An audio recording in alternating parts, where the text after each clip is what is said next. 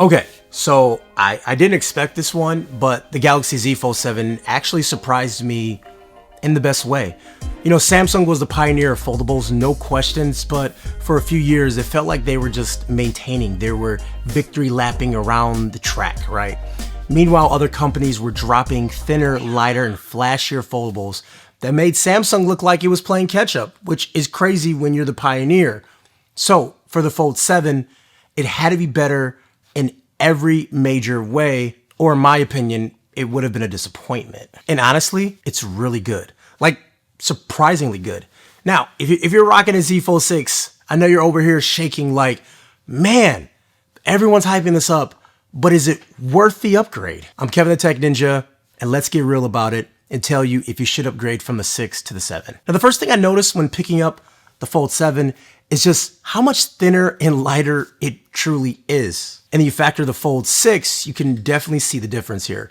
Now, Samsung says it's their thinnest and lightest Galaxy Fold yet. And yeah, you can absolutely tell. The Fold7's cover screen is now 6.5 inches with the now more traditional 21:9 aspect ratios compared to the Fold6's 6.3 inches with that taller ratio. So the way I kind of put it is like the Fold6, I feel like I'm holding a remote, like for my TV, and the Fold7 feels like I'm actually holding an S25 sort of. Samsung specifically touts that typing and browsing on the front display is now effortless.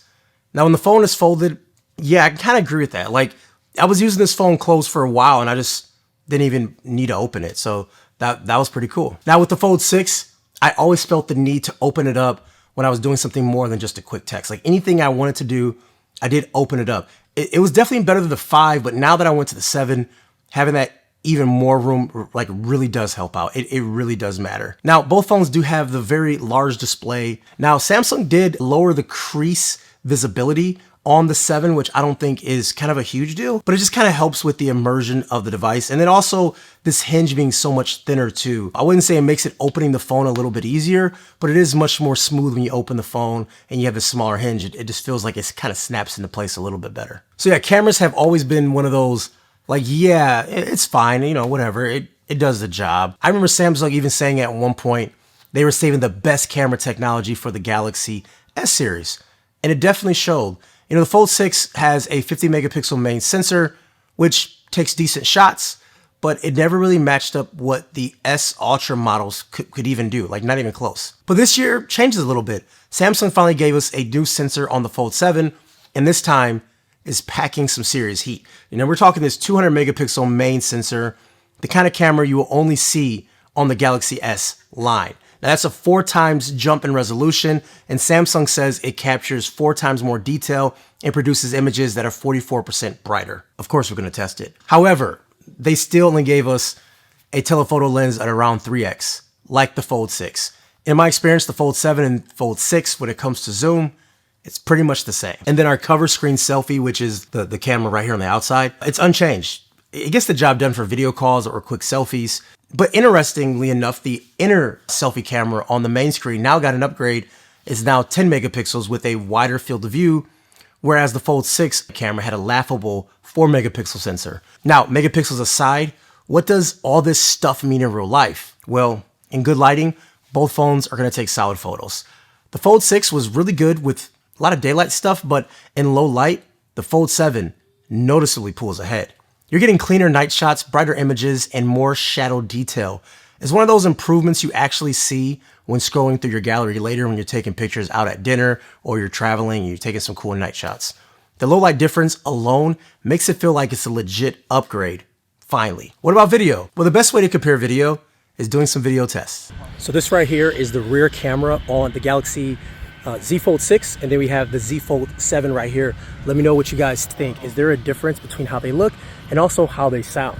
Now this does have the newer sensor on it, so I wonder if it's gonna look a lot better, but also was there an update for the microphone, or does the new chip give you better audio? Who knows?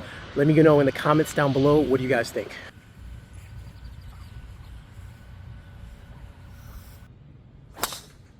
Hey, good try.